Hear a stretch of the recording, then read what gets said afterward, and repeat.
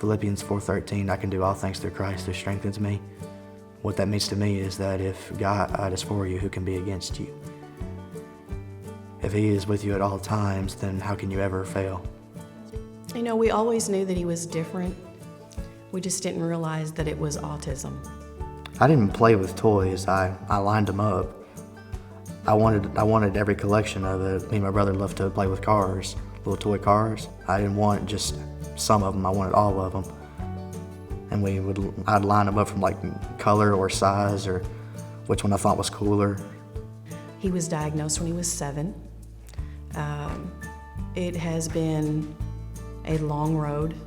And as a little child, we watched him close off, and that monotone just face comes on when the hurt comes in because he couldn't process what was going on. Or, you know, kids can be they could just be so cruel to him. I don't like to see other people be treated differently just because of the way they are.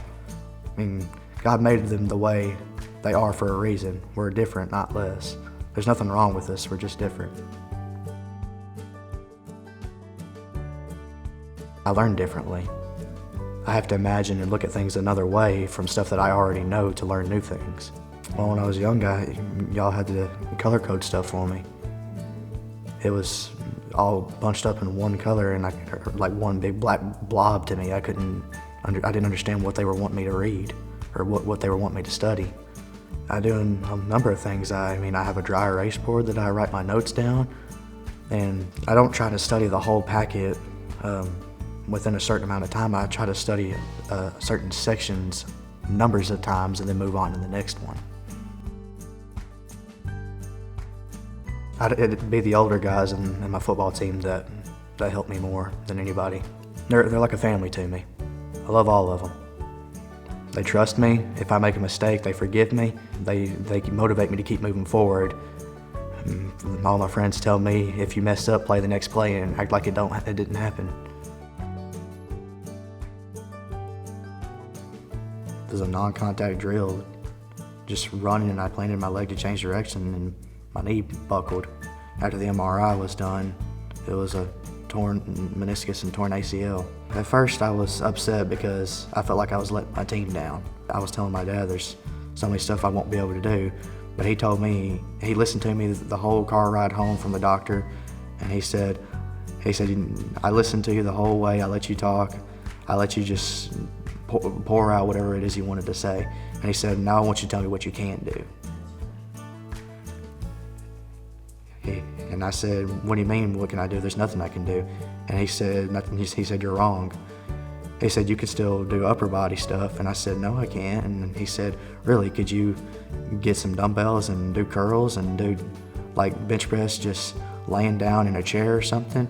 And I said, yes, I can. He said, well, you've already told me 2 things you can do. Tell me some more things you could do. We didn't want to focus on what we couldn't do. We wanted to focus on what we can do. And I had surgery, and when we did what we call planting a seed and watering dirt. There's a story of the Chinese bamboo tree. Once you plant it, you have to water it constantly for 5 years, but if you forget to water it one day, it'll die. So for 5 years, you're just watering dirt, but when that 5th year comes and that bamboo tree arises from the ground, it grows to about 60 to 90 feet tall in 6 weeks. Every day we kept working, we kept doing therapy, we kept rehabbing it, and before I knew it, I was cleared a month early from the surgery to return to football. I got to play 2 or 3 games. It was the game against Forest City. First play of the game, the guy that was supposed to be blocking me, he didn't even touch me. I just went by him like it was nothing. That first play, when the quarterback saw me coming, our other defensive end had him, but he lost the control over it and he got away. So I came to help finish it. And when he planted and ran away from me, I planted my left leg to change directions and it buckled. Torn ACL, torn meniscus. I replanted the seed and I kept watering my dirt. It took longer than the right knee did, but I knew what to expect this time, and I took an extra 2 months. I did some more rehab. I gradually built my way back up. I got to running again. Let's just say my dad is one of the best dads a kid could ever have. He told me, don't give up. He said, if you don't want to, I'm gonna go with whatever you say and I'll support you. But he said, I'm telling you right now, you're ready. And believe it or not, I started my first game back my 9th grade year. I didn't get to play defense again because it was still my first year back. They told me just to take it easy on defense and not worry about it, but they said, we'll let you be a starter on offense if you want to. And I said, I'd rather play than not play. I want to graduate with a 4.0, and I want to prove those doctors who said I wouldn't graduate from high school that they're wrong. I know it's not going to be easy though, but if it was easy, everybody would do it. This kid never gives up.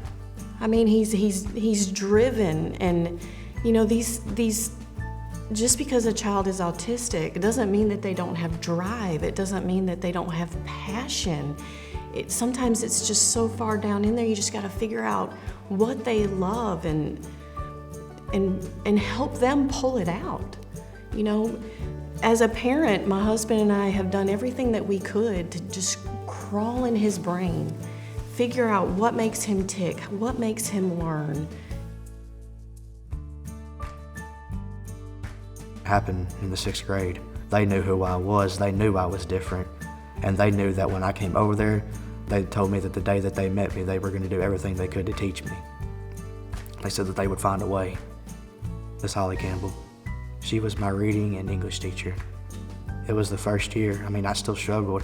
There was times I had like a low C in there, but she said, I don't want you to give up. You're still doing fine.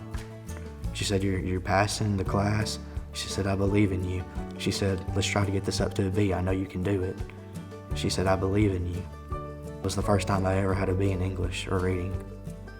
Miss Patricia Spann, she's my biology teacher. She was my physical science teacher last year. She kind of teaches you at a college level, and that's why a lot of people, they said, we're in high school, we're not in college. I don't want to be taught like that. And to me, it's just a challenge. And I love it when people challenge me.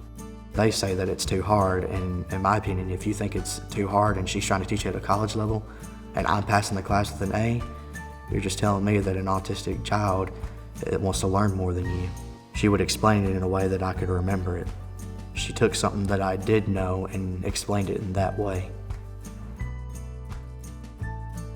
We took every effort to be positive. It changed him. It changed who he was. Don't put limitations on them. Help them set goals. Help them learn. Figure out how they're thinking and go with it. There's no wrong way. I mean, if you can figure out what makes them tick and what makes them learn, I don't care how weird it is, just go with it. I colored in books, you know, I mean, I photocopied stuff and colored it with crayon because that color helped him visually remember. I mean, whatever works. There's always a way. There is always a way.